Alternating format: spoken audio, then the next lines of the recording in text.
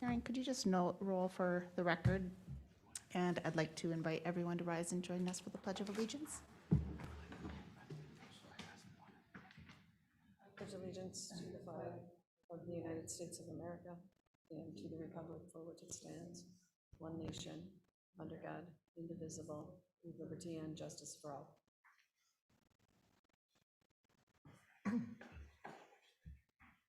We do have an agenda before us this evening. Just a quick note for the record that we are in workshop format tonight, so this is an informal working session of council. Anything that is discussed tonight that requires formal action will be brought forward at a future meeting, and much of tonight's discussion will center around the 2022 budget plan, and that is on the agenda for next Monday's council meeting for preliminary levy adoption. Again, the preliminary levy will be adopted at the end of September and then will be finalized as part of our final budget truth and taxation hearings that happen at the end of the year in December. We do have an open forum scheduled this evening. I don't see anybody in council chambers for open forum, but Karen, do we have anyone participating online? No, I do All not. right, we will move on to our next item, which is the introduction of our new accounting manager. And Sandy, I'll turn that over to you. Yes, I am pleased that we have an accounting manager on board. Kim Carlson came to us in the nick of time, and with the utility billing coming in play and a lot of other things that we've talked about of changes in the department. We're in a reorganization state, changing processes, making processes to be more identified with the staff. So we're going to be working really hard, and Kim's going to be working really hard, and it's nice to have somebody who's available 100% of the time for that processing piece. And that's going to help out a great deal in this whole process and reorganization. So I'd like to invite Kim Carlson if she would like to say a word or two, or not. We didn't talk about that part. Since you will see her at the meetings from Maybe time Sam to already time. told everybody, so I didn't have to. Well, like you said, my name's Kim Carlson. I just started last Wednesday. And for the 3 days I'm here, I'm really enjoying it. I see a lot of changes and stuff that we can make for improvement for everybody's processes and funding and everything. So I think it's going to be really good. I have a background of many different areas, but mostly government. I've worked up in a small county, Pennington County. I grew up in Carlsted, Minnesota. So I'm a small town girl. When after I left Pennington County, I was chief deputy auditor and wore many hats and stuff. I got some different jobs down in the cities because since I wore many hats. Elections, I was an election administrator for the Secretary of State's office. I was a project manager for the Department of Administration, implementing a fleet management system from scratch. And then I just came from the DNR, or no, cross that out, no DNR, DOT, totally separate. DOT, where I was a fleet manager there, but we did a lot with budgets and everything. So pleased to come on board, and I like the challenge, and I like the environment and the people, and I think it's going to be a great fit. Fantastic. Welcome. Welcome. Look forward to working with you. All right, next, right on cue, update and discussion of utility billing credit card fees. Yes. This is something that started off with no intention whatsoever of doing anything differently than what we had in the past. And, there was, after hearing all of the concerns and all the concerns from citizens and customers, I actually went into the back door of the credit card company because I wasn't finding the answers that everybody else was saying that they had on their credit cards. And so I went through the back door of the company and had to do my own research. First and foremost, I think this is where Kim's position is going to be very helpful. First and foremost, we need to have the right information in our department. And I don't believe we do right now. And hence the reason I had to do research myself in order to find that information. So I think it's going to be very helpful with Kim being in the place of being in them operations 100% of the time. Because I did indeed find after doing my research and that we never did charge customers. And so we are going to be changing that, and it won't take us much to change it. We just have to, contact Invoice Cloud to do that. And also, if anybody was negatively affected, of course, they'd be reimbursed any charges. So this is a prime example of why we have that accounting manager on board. I think there's systems and processes and and right information that we need to have in order to do things and make decisions properly. And we now have the help to do that and make the changes and make it a better situation for us tomorrow. Perfect. And just kind of a comment to piggyback on that, it's the staff, but also just clarification for everybody. We are bringing that entire process in-house. And so I Right. think there was always maybe some question or not, because it was fully outsourced, we didn't have a full understanding of what was, That's correct. That's correct. what those Um, relationships were, what yeah. the customer experience was also. Yeah, I think there was, certainly a piece of having it outsourced, disconnected employees from the process. Do I think we still should have had the knowledge? Yeah, I do.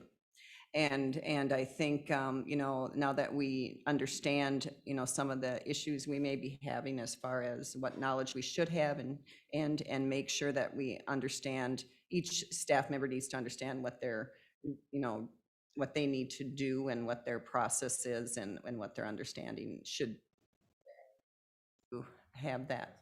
Oh, I think we need to have that understanding, and we're going to be working on that. And like I said, staff was detached from the process, and I think, having the, things outsourced can certainly, create that kind of situation. And we've had a lot of things going on in the last 2 years, and in, making my position coming in and having that outsourced before. So there was a lot of things that I think happened that made it hard for staff to understand that they had a responsibility in certain areas.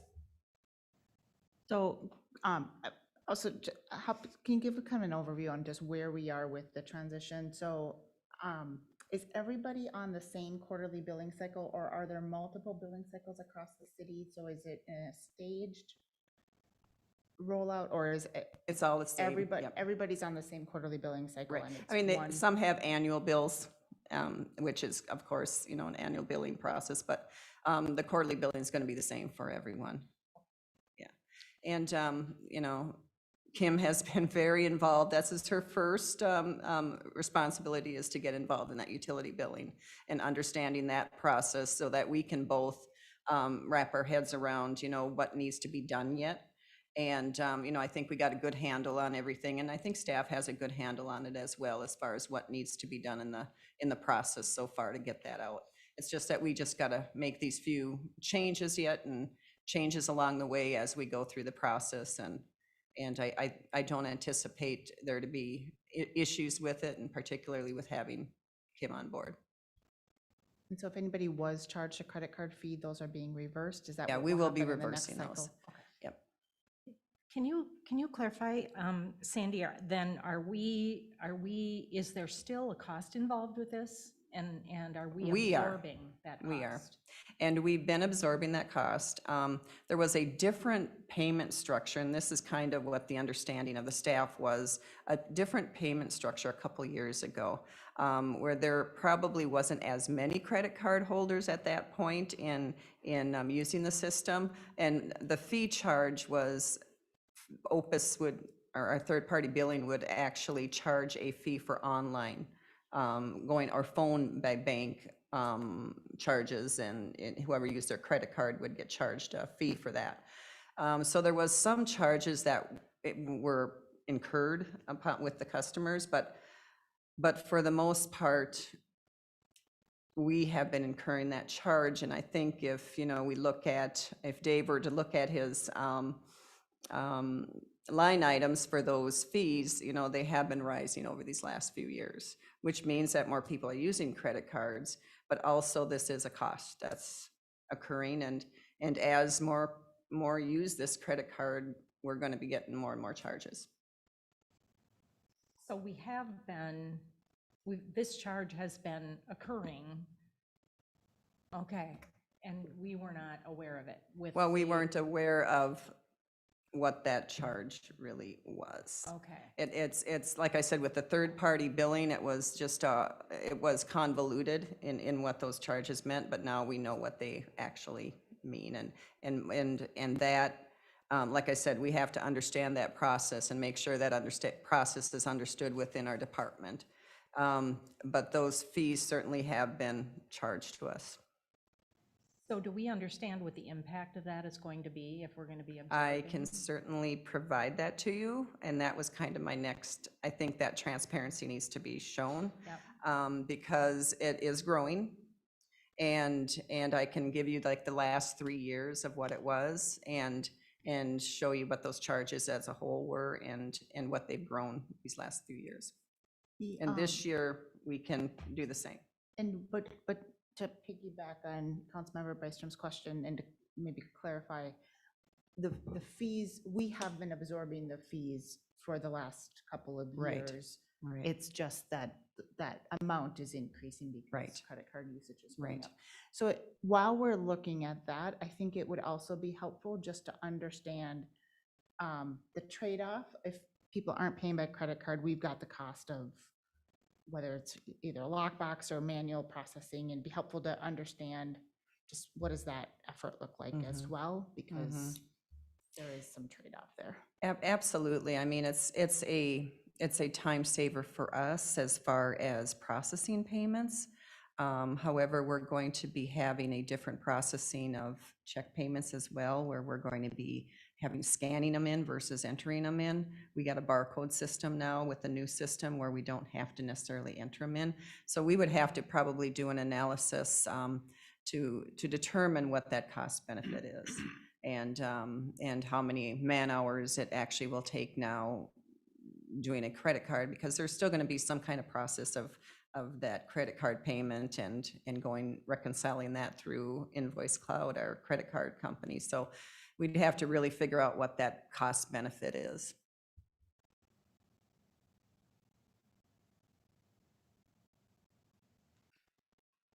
Other questions related to kind of just utility billing update in general? Credit card? No, this was brought up at the last meeting. I'm glad it's getting resolved with the charges, because there was a kind of an empty gap there, so. Yeah. Thanks, Sandy, for working on that. Agree. All right, let's transition then to 2022 budget presentation and discussion. And Sandy, I think you're walking us through this.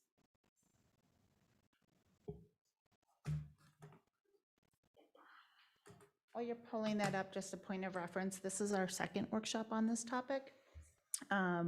So second working discussion opportunity to get to the next layer of detail, and certainly to tee up any open questions, discussion items, and needs we may have of staff as we're looking for a preliminary levy vote next Monday.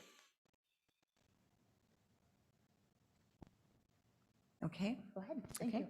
And this presentation hasn't changed since the last time you've seen it, but I figured we'd go through it real quickly, a little bit more quicker than what Patrick had presented to you last time around. But it would at least, and what we're hoping to do is figure out what else we need to, put in this process, and recommendations and comments from the council as far as what you would like to see. And here's the schedule that was in place, and today, of course, we're having another discussion regarding the budget discussion and determining for next Monday's meeting, the council meeting, that we have to adopt the preliminary levy, which is a requirement by September 30th or 28th to do so. So that's where we're at this point in time, but we do have some time available in October and November as well to have further discussions for that final levy, when that final levy comes into play come December 13th, when we have to have that truth and taxation hearing, as well as the adoption of the levy and the budgets. So that's kind of the schedule that we're in right now. And here's just a brief description of what is a budget: an annual financial and policy document for how we provide services to our residents, includes operating and capital cost, and an instrument used by the rating agencies to determine the financial and operational stability of the organization. And our goal is to provide the best possible service in the most efficient manner at the lowest cost to the community. And here's the brief discussion of, or presentation of each fund and what the budgets, corresponding budgets are, as well as the total budget at 29,446,930. And like I said, this was presented last time, so if there's any questions on that, we can certainly come back to it. Can you, and maybe we'll come back to it. Sorry, I did not look through this full and outline my questions. Yes. So further in the presentation and from this slide, we talk about adding a half community development, half EDA position. But I noticed that the EDA budget is still only at about the $50,000 that we've had historically in the EDA budget. So is that position, am I missing something, or? I thought I saw it in Yeah, there. so the EDA budget as proposed in here should be 150, not 50. That was discussed in the April, or the August meeting with the EDA, was to increase it from 50 to 150 to account for that staff So person. on the, so the expenditure summary that's on the screen right now, the 43,092, is that the increase? No, that's the full No. budget. No, I'm looking at the budgets right now to see if we have everything in there that we should.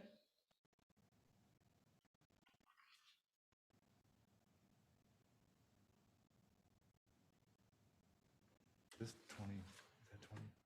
'Cause m-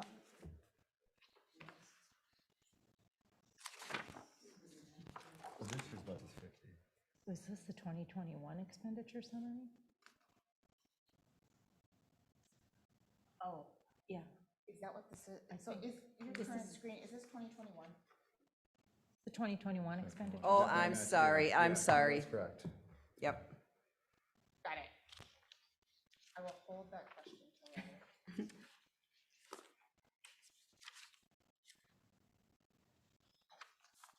And here's the percentage of where the tax levies go. 70.63% is general fund, and most of the city's labor costs, materials, and supplies are included in this. The capital equipment fund at 7.18%, and this is the long-term funding mechanism that addresses the need to replace the major equipment, and we're talking about the fire trucks, snow plows, street sweepers, and construction equipment. Capital Paving Improvement Fund at 1.6%. The street paving and repairs currently, and this is what's currently funded with the state shared revenue and franchise fees. Debt Service Fund at 18.6%, and that's the repayment of our general obligation debt. And just a reminder, the debt service does not include the utility, the sewer and the water funds, because they pay for their own debt. Economic Development Fund at 1.2%, and that's used to fund economic development initiatives, parks and trails. And these are just examples that were provided as far as how much certain things cost. Fire truck at $680,000, just to give an example of things that we have to purchase that are a large amount. If we're always in need of squad cars, and they have a low life expectancy at 48,000 each time, each vehicle, and normally it's more than one vehicle. Truck with snowplow at 241,500.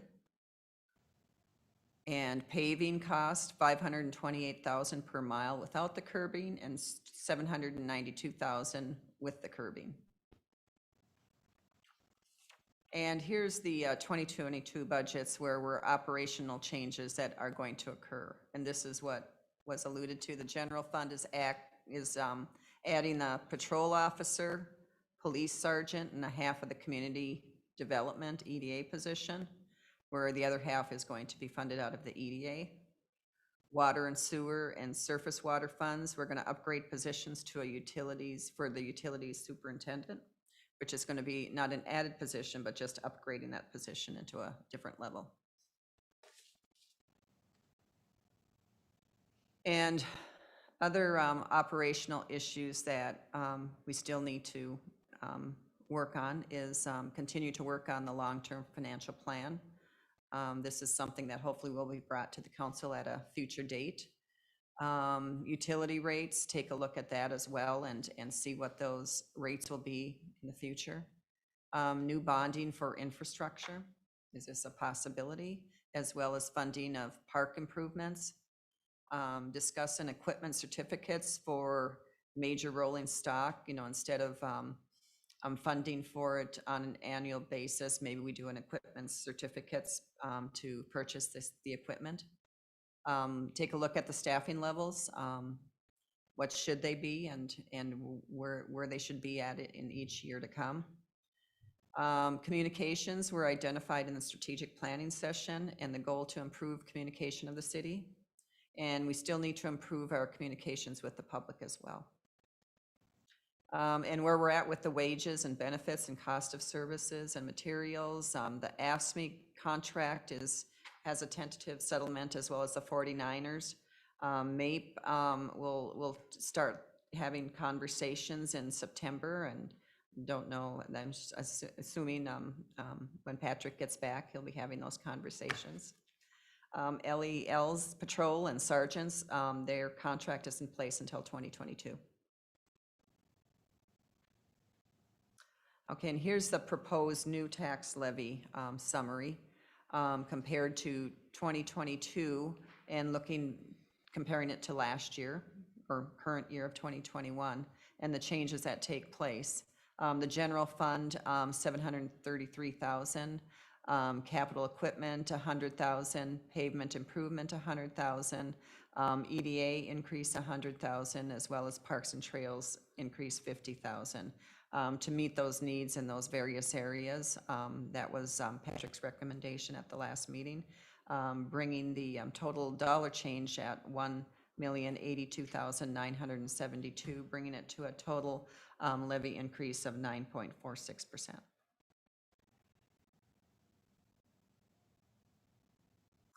And when you look at the tax rate, and this is something that is estimated at this point for 2022 until Washington County comes to the right, rather than being an estimate, it'd be the actuals. But at this point, we're looking at 2021, the local tax rate was 40.641%, whereas in 2022 with these increases would be 41.88%. So there's a marginal increase, even though, we show a 9.46 of increase in levy. It really brings up our tax rate a different amount than what it really shows. When do you expect to have that number? Usually for sure in October, it usually is finalized and we get that final data. So we should know for sure by the final levy process.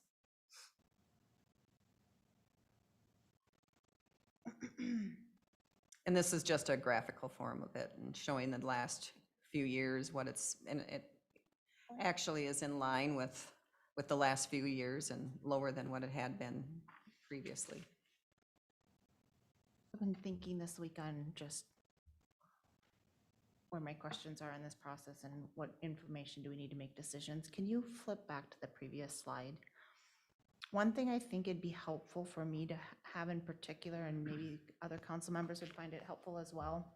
We've spent a lot of time focused on what's happening on the expense side, but certainly the tax rate is the blend between what's happening with revenues versus with expenses. Could you show the local tax value, and today obviously the proposed 2022 is estimated, and we can see the projected change over 2021 is 6%. So we're kind of comparing a 9.46% levy increase with a 6% increase in revenue. Could we break that out maybe 5 years or 10 years in the past, just so we can see how our at a year by year level, how expenses are growing or shrinking with revenue? So a revenue expense comparison, and what is that? Yeah. Through the last 5 years? Yep. So and maybe even 10 years. So the top line, so the levy before the reduction for state aid, So that top line, and then the second to bottom line, the local taxable value. It'd just be helpful to see those trended out over a 10-year period. Okay. And we see that result when we look at the trend line for the tax rate, Right. but it'd be helpful to be able to articulate the 9% movement compared to the 6% movement. Mm-hmm, mm-hmm. Yeah, because there's so much that makes up that local tax rate, where if we're a growing city, that actually affects the tax rate as well. Story that Yeah. and they don't always fall in line, but that's the Right. overall picture. I think it'd be helpful to see that it's not just a 9%, it's not just a proposed 9% increase in levy. It's also that we are a growing community and we've got 6% more taxable value, which is, kind of an approximation of, cost to serve those residents. Right, and I think we've talked a lot about balancing that growth with spending, and it provides some justification for some of the decision-making. I think a great example of that is the PD, and when we look at staffing comparatively to a few years ago and the growth that we've experienced in the city, we are very under-resourced. I mean, so that would be my illustration of, 100%. kind of balancing that.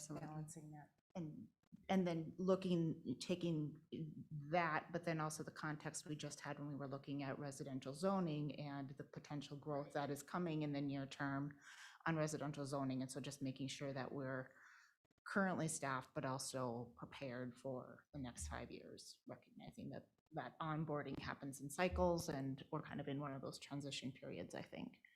I think this is good information as we think about that 10, 15, 20-year plan as well, right? That trend data Correct. it will be really valuable, kind of trying to project out what we need to do each year, right? And that balance. that we're trying I to can strike. certainly do that and figure out if there's even additional information I can provide in that area. I think when you get to the rate slide over time, the percentage is there. I'm just looking for both the growth in the numerator and the growth in the denominator by year. Would be helpful. It's context.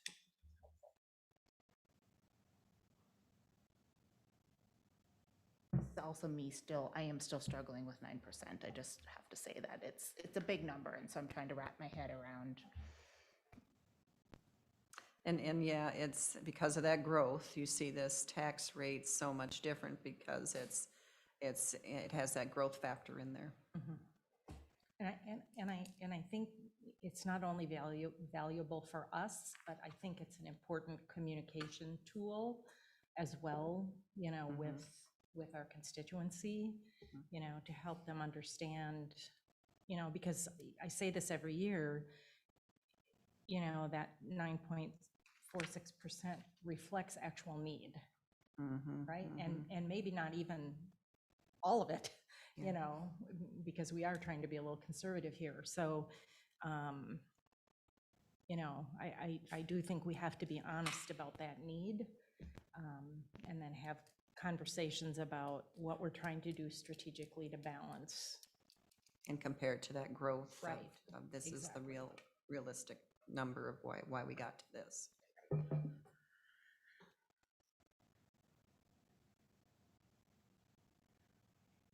And this is just a slide that Patrick had shown where we're at with all the other cities and that we compare to, and we're in the middle of the road. And of course, it's estimated still, but this is kind of where we land in years in the past,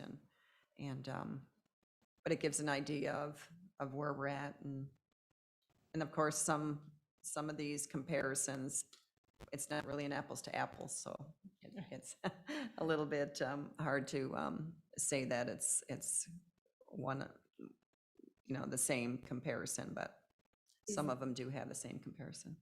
Is this chart looking at 2021 actual budget? Is that the timeline we're looking at? Yeah, yeah. Because there's no way of really knowing 2022 at this point. I just wasn't sure if you were Yeah. taking like a 5-year blended rate or something, so Okay, good to know. But of course, it has Forest Lake estimated at this point. So it's a comparison, only comparison that we can have with the information we have. Yeah.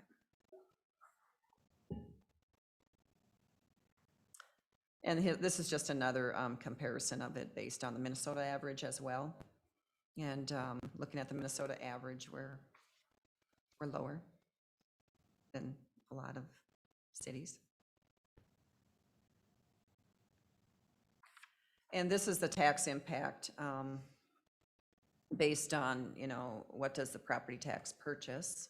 If you own a home with a value of $300,000, your property tax bill to support city services will be approximately $1,213. And breaking it down between month and day, and a day it's $3.32. And what you get, 24 hours, 7 days per week of police protection as well as fire protection. Public works, streets, street lighting, snow plowing, engineering, as well as parks, trails, and recreation opportunities. Mayor Bain, can I just make a comment? Please. And just piggybacking off of what Councilmember Byström said, and I think we said this last year and probably the year before, that this slide is so important for the residents to see and understand that they're actually buying services that help them and protect them, and they can see where they're driving and have good roads. I hear a lot about roads and plowing and it not being enough, so I think it's really important to share what it is that it's actually going towards. Absolutely. And all of this cost, and Yeah. and it's Yeah, it's and our something that parks. everybody is getting a benefit from. And then when you look at the tax impact, and this is of course estimated at this point because as we said, Washington County isn't completely done with their final information, but this will provide we normally when they come up with an estimate, it's pretty close by the end of the day. But when you look at the tax changed, a dollar change, rather than looking at that local tax rate, when you look at a $250,000 home, we're talking about a $57.20 dollar change. A $300,000 home would be a $69.64 change, whereas a $400,000 home would be a $94.12 change. And so this brings it into a different perspective too. It's the rate can say one thing and the percentage of increase can say another, but the dollar changes can be so reflected so differently.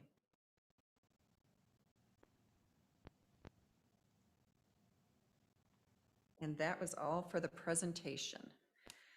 So I think what the only thing that we have to look forward to is that preliminary levy, and what do we want to bring that preliminary levy back for next Monday. But understanding that, you can't bring a preliminary levy up, but you can bring it down.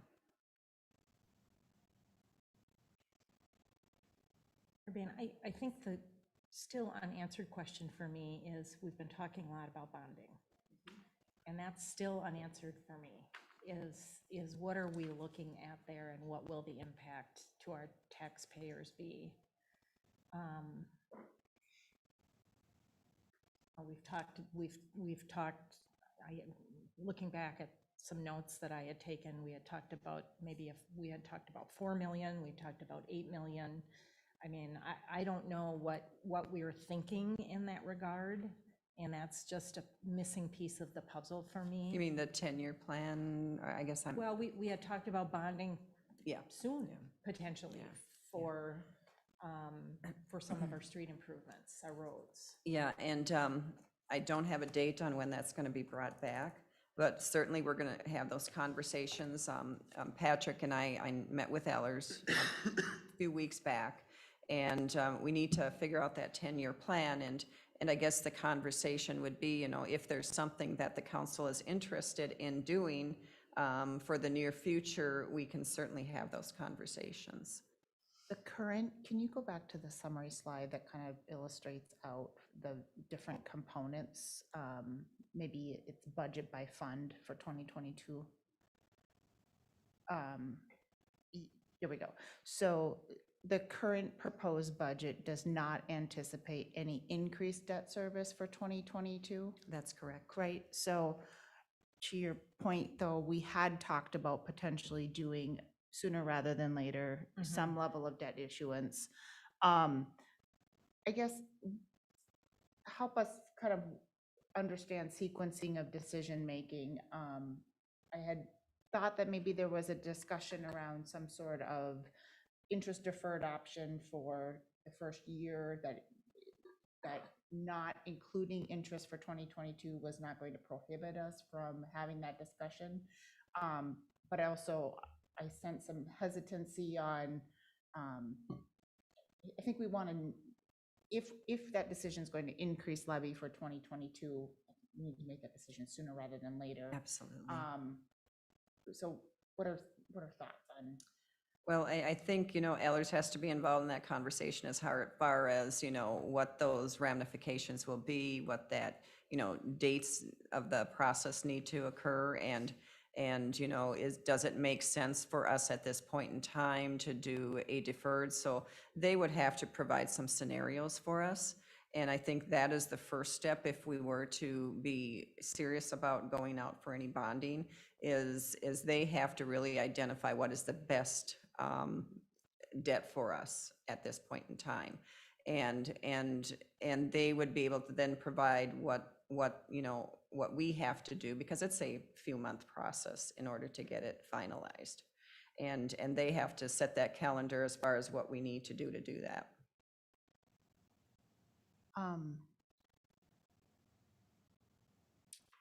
You have feedback, or I guess it's not that, I'm not comfortable, I would prefer to know by Monday, or when we make this decision, what is the impact for 2022 for that type of decision? I just want to make sure that we've got room in the budget to do an issuance if we were to decide to go down that path. What I don't want to do is have the window close. We haven't budgeted for interest expense. There aren't any options, and now those projects are on the shelf for a year. I just want to make sure we're going into the fourth quarter with as many, my goal would be as many options open as possible. And I just don't understand that timing of what that means for a preliminary levy versus what we can do post. Well, I think we can leave the budgets as is, because this is what's already out there that we have.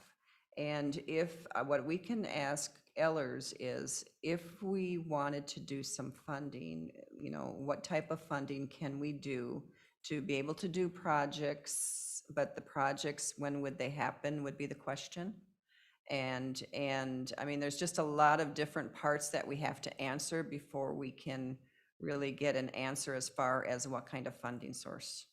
And also, I feel like we're a little bit in a tail wag the dog conversation. Yeah. Maybe good opportunity, Ryan and Dave. Are we thinking about funding are we too soon? I mean, are the projects just not lined up and ready to go, and this makes sense to be on a future delay?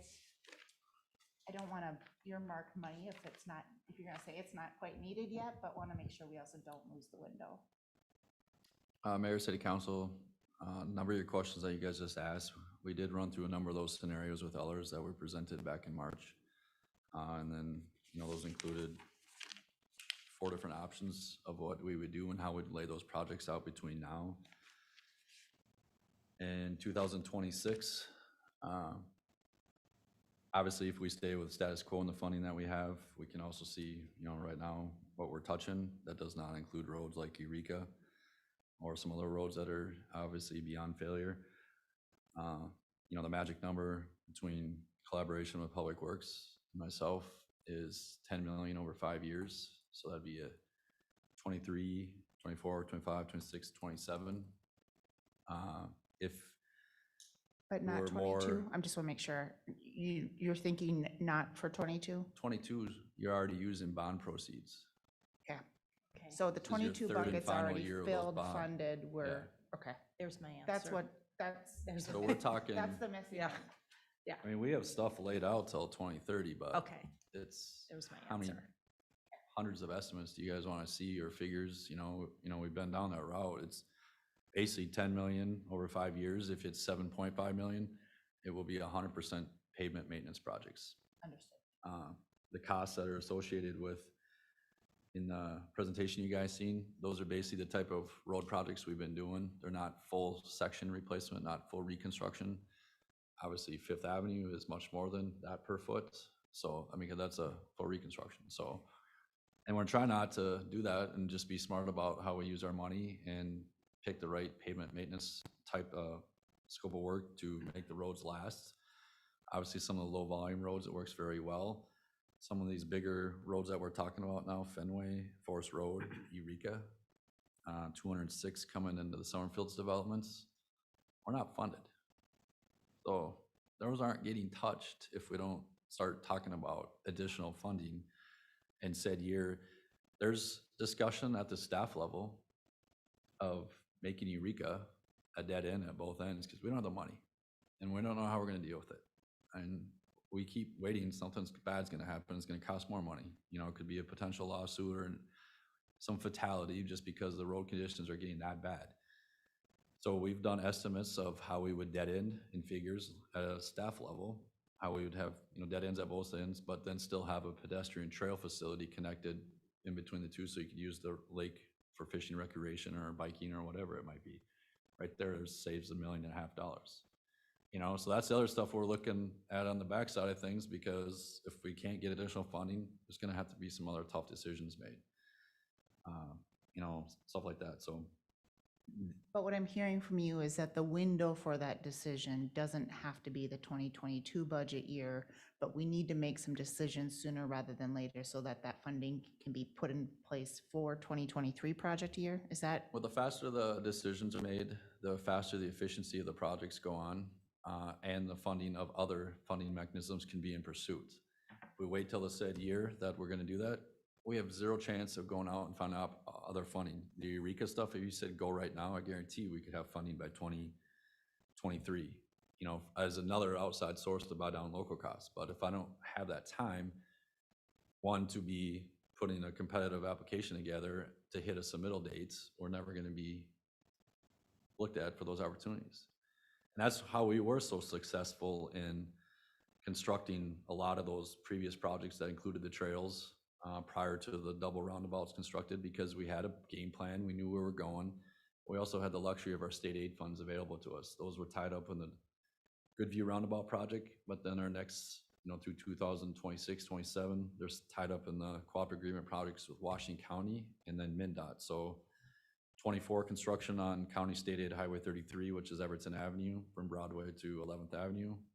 And then 26 construction on 11th Avenue, which is County State Aid Highway 32 from Highway 61 to the bridge.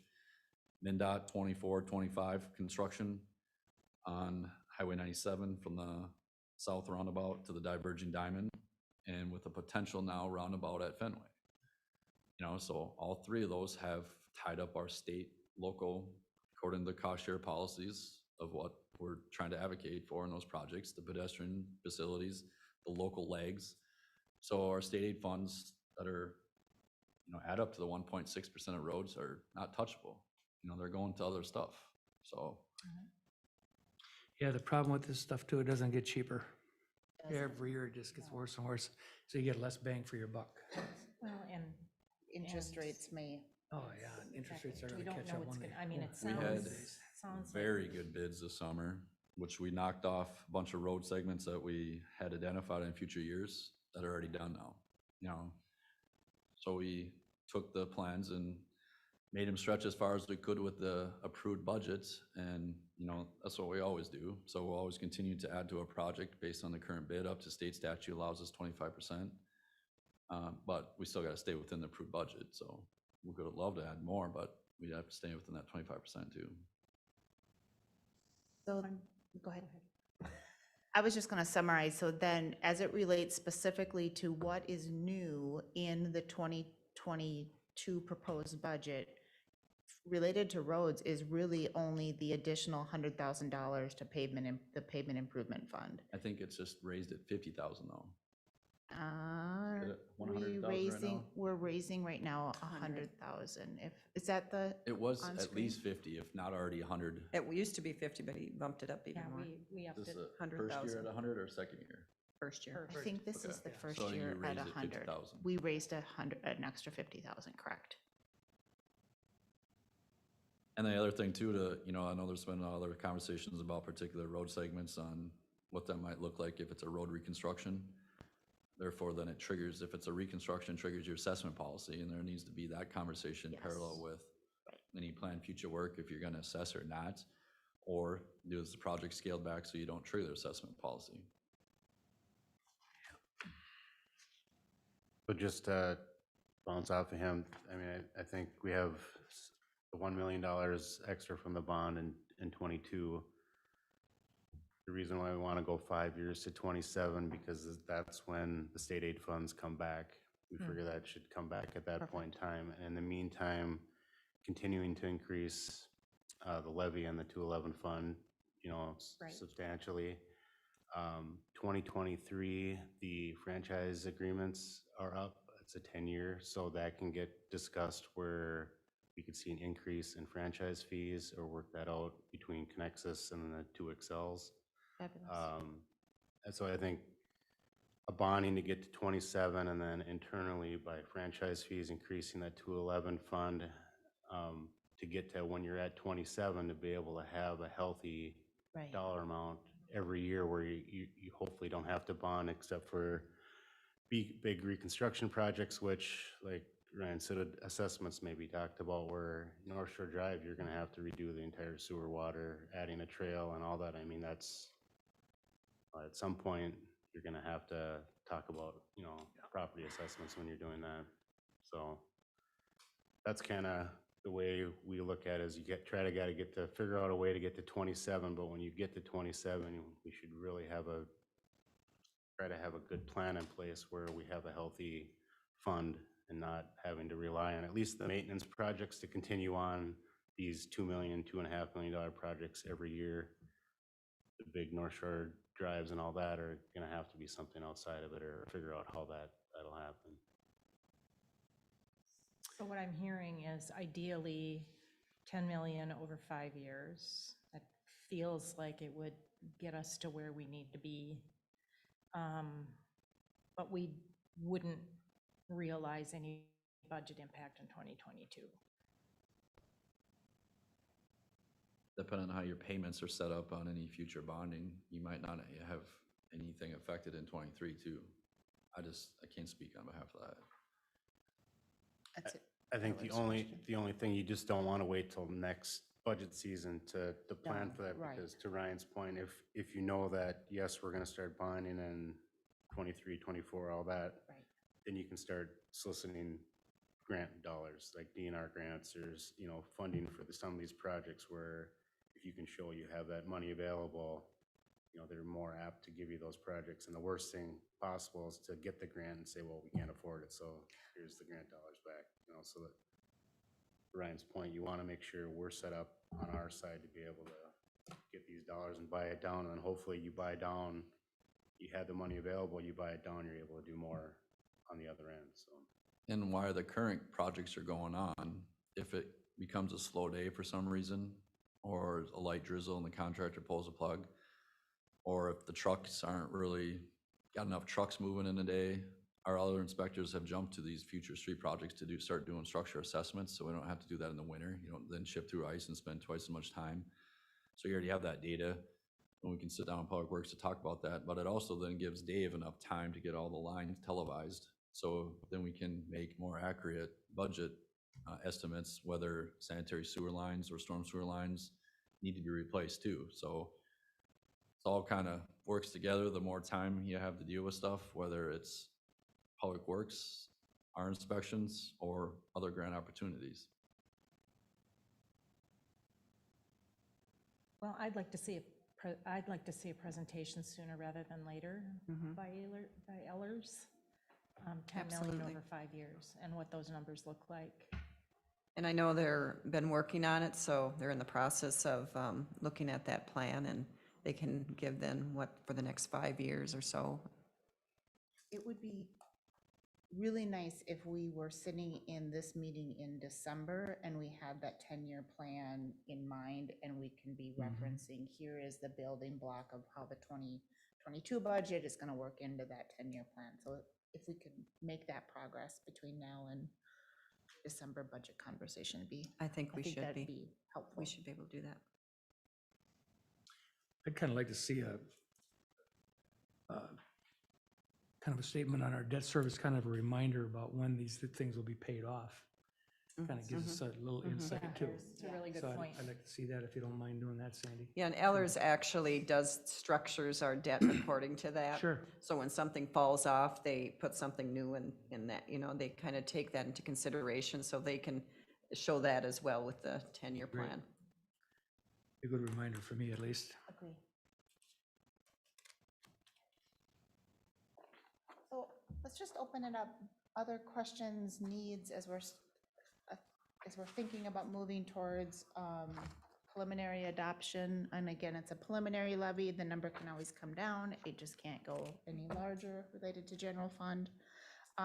Maybe just a couple notes on process. We have not had a lot of robust discussion related to the enterprise funds, sewer or water. However, those are not impacted by the general fund, and so we'll have those conversations here in the fourth quarter. Those funds will also be approved as part of the budget, but again, there's just no impact to the general fund budget. Other process questions or other detail we would like to get into? There was conversation at one point, and I can't remember context fully, about taking a look at potentially moving some of our capital equipment to a lease model. Yeah, that's the certificates. Okay. And that's something that's going to be all a process of Ellers review. Okay. They're looking at that as well, and when they get that 10-year plan done, that's going to be a piece of that process. Okay, thanks. So I'm interested in hearing, could you, just to support comments or just kind of support this discussion, maybe flip back to the slide that talks about the major 2022 components? It's the police positions and then the community development director. So as I'm thinking about, timing and sequencing and what's important, I'm interested in council's feedback on timing for community development director and that EDA position. It's certainly a push on part of our impact for the proposed 2022 budget. I'm teetering between two schools of thought. One school of thought is we're early in a 10-year plan, we're early in the downtown study. We've heard that, there's a lot of pressure on the residential side of the market, and there's a lot of opportunity that's just naturally going to come. The headline today in the paper was that the Twin Cities housing shortage is the biggest in the country, that we've got the worst shortage in the country. So that residential development is going to come to Forest Lake. So then I think about, of all of our investments from the commercial side, is this the right position at the right time? It's just kind of the question I'm asking myself and asking council in general. I balance that with, if we want to keep our tax rate moderate like we have to have that balance between residential development and commercial development. That's how we keep a nice low tax rate. And if there is already pressure on the residential side and that growth is coming, we need to balance that with commercial development. And so for those reasons, it is a good time to think about a community development director. But I'm just interested in, there's a time to do that. We've taken other positions and we've had them on a roadmap for a very long time. For example, this, police sergeant position's been talked about for at least 4 years, and we're just now 5 years. Thank you, Chief. Now we're pulling the trigger, and I think there's a timing consideration of the community development director.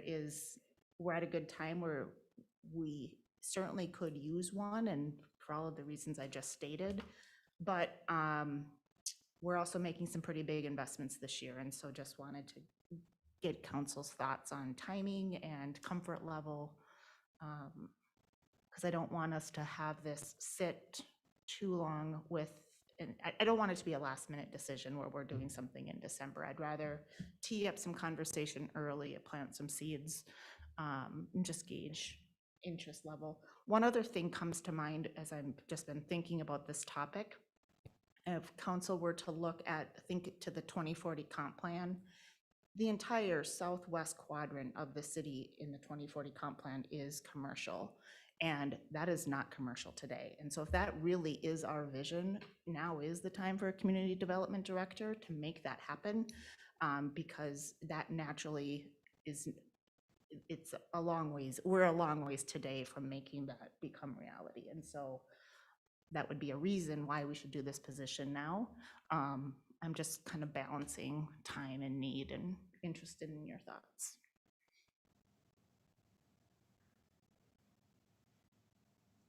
Well, when I took a look at the budget as a whole, I tend to agree with you. This was the area for me that I had the most uncertainty, and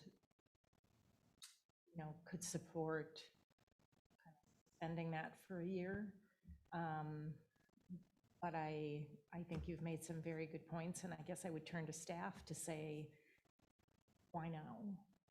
And I can provide some background to that. Like, as I told the EDA, one thing we look at having people, or a staff member assigned to the EDA community development, we're one of the few cities that do not have any FTE associated with our FTE, with our EDA, excuse me.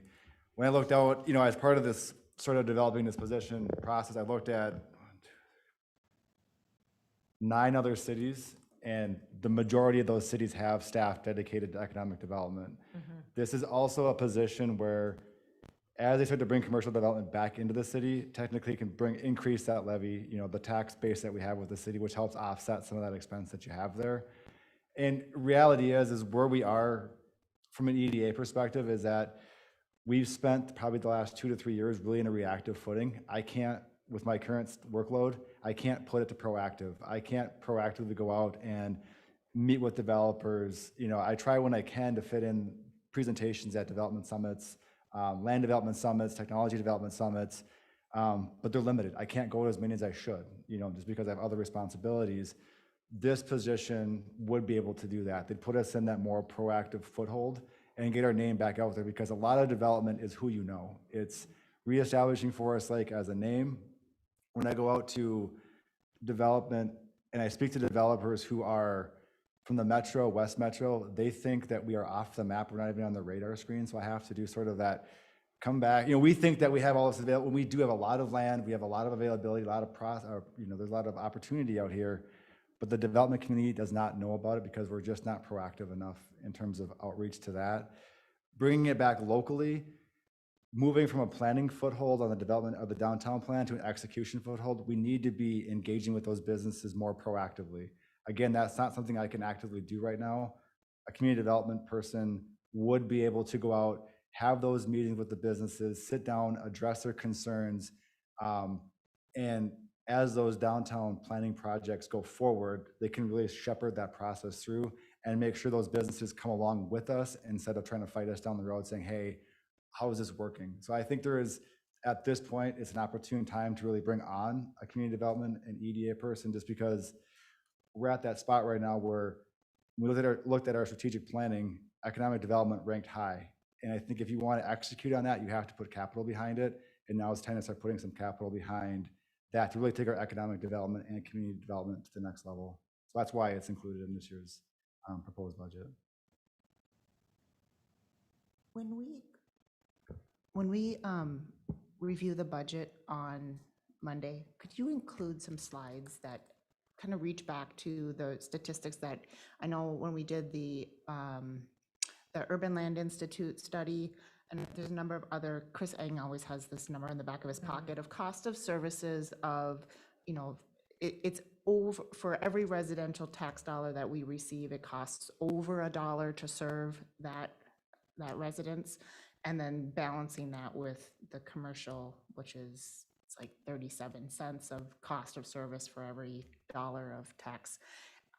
Could we include some of that information? Because I think that helps to understand why we need a balance. We've had a lot of discussion in the last month about residential development, But we've also had a discussion about, keeping this tax rate moderate. And if we want to continue that moderate tax rate, then we've got to have that balanced growth. And so having that as part of the discussion on why EDA now, I think would be helpful just to help guide us into a decision. Absolutely. I don't have the numbers off the top of my head, but I do know exactly what you're referencing. I will dig those up and And don't quote, it's over $1 and like 30 some cents, but that's not up to date either, so. Ryan, I think you had something to add. Mayor, City Council, I'll just talk about the community development aspect of it all. You're potentially on the verge of having more residential development than you've had in the city since 2005. That's how close a lot of application stuff is. Revised concept plan was already even submitted Friday. And I think it's just been a position you guys have been missing out on compared to a lot of other communities around you. I mean, you go south, you go west, you go east, all these other communities have a community development director that leads the development in the community. You guys are also discussing several ordinances and standards that you have on development.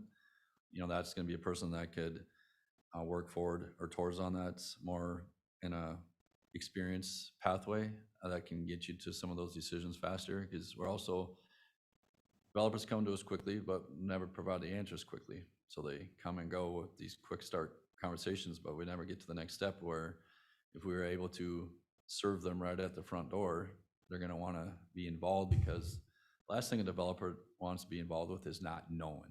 When they just start not knowing, they go to the next community. And they move and build the product and hit the peaks, that's what they wanna do. They wanna move fast when they move, and if you don't move fast with them, they'll go find somebody else to move fast with them. Based on the development that we know is in the pipeline, you're obviously gonna see a lot of potential stuff coming up. If Highway 97 gets redone, there's gonna be stuff coming along there. The 2 county projects, it's gonna be stuff that just happens naturally because of that. And what we haven't even talked about tonight is the whole Highway 8 corridor that's being pushed in 2024, construction 2. And if that goes through, your transportation network just dramatically improved. So if you're gonna be playing catch up from again, and not have this person in place to deal with all that stuff when it comes, you're gonna miss the bat's not gonna hit the ball. And another thing with community development, you're gonna see payback in that instantly, because you're not gonna have to use consultants to do all the stuff that you do now. This person should be able to take on a lot more role and responsibility than handing stuff off to your consultants that you're paying. So you're gonna have instant payback on that position. That's something I don't think you guys really realize all the time. It's, let's just have Ryan and his team do it. They'll take care of it. Yeah, but that comes with a cost too, and that's gonna affect your budget at the end of the day. If that's somebody that's in-house dealing with it, long-term, you'll be better off. So that's just my 2 cents on community development. Thank you, Ryan. I think that answers the why now question. And if I could just piggyback one comment, Ryan jogged my memory from I was on a land development panel last Wednesday. And one of the things that we discussed quite a bit with the development community is they always talk about market risk. When you put land development, there's risk in what you find in the ground. They want speed to market. They want assurances that when they go in there, they can build. But one thing that they talked about quite extensively during this panel discussion was process risk. So they go to a community that may not have a fully built out community development department. They may view that as more process risk because they can't get their assurances in terms of, I submit on the 1st, when's my approvals come forward, because my financing is depending upon that permit. And if you can give them a more assured process, you tend to attract more development. So that process risk is definitely a factor when site selectors are looking at where they're going to put their next development on both the commercial and residential side. Mayor Bain, just a comment. When I look at this, I think if we have an opportunity to be proactive, we're a very reactive community. With the community development EDA position and getting, more commercial business here, we're going to attract more people to our city who are currently, finding places elsewhere around us. Having said that, we've put the police sergeant off for 5 years, and it's all a domino effect, because we increase our housing, we need the police protection. So it's sort of like you can't really, you really need both, quite honestly. And I know that's maybe not going to be a popular statement in the community, but I mean, we're behind in community development, I think, in bringing business. Right. Yeah, I would agree with you, and one of the things that I like to point to, now can you flip ahead to the slide that has our benchmark cities, our levy? So we're playing catch up, but even in playing catch up, we're still right in the midst of our benchmark communities. And so to me, that gives me more confidence that yes, that both of these, significant investments are well-timed and needed. Because again, we're still very much in line with benchmark communities. Well, it was really helpful to hear you, Dan, and Ryan as well. I mean, there's clearly the potential for a significant return on investment with that position, and I didn't necessarily understand it for you today, and then Ryan, of course, echoing that as well, and also understanding that, we are already spending some dollars with Bolton Mink, that will ultimately be able to shift here. And I think that's an important distinction in decision-making here as well, that we are already expending some dollars in this category. We're just shifting them a different direction and bringing that a little more in-house and having somebody that's targeting their efforts in that area. So. Yeah, we're kind of in a situation where we're still feeling growing pains. And, and so we kind of stagnate and some issues there. Even some local projects have been hard hit with that. And so,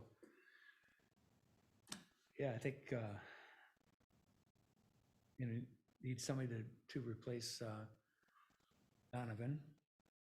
And so that can kind of go right into that same mode, I would think, without costing us a whole lot more money. And so I agree with everything that Deanna said and Ryan and everybody that waiting doesn't necessarily help.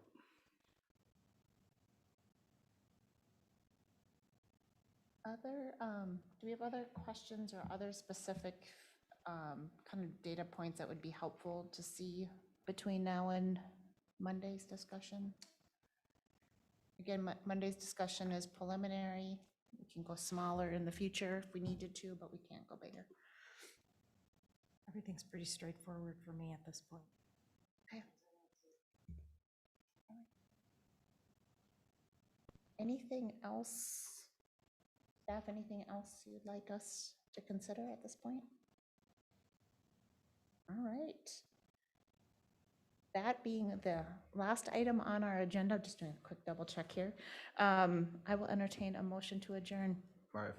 Mayor, if I may just add one more comment. Please.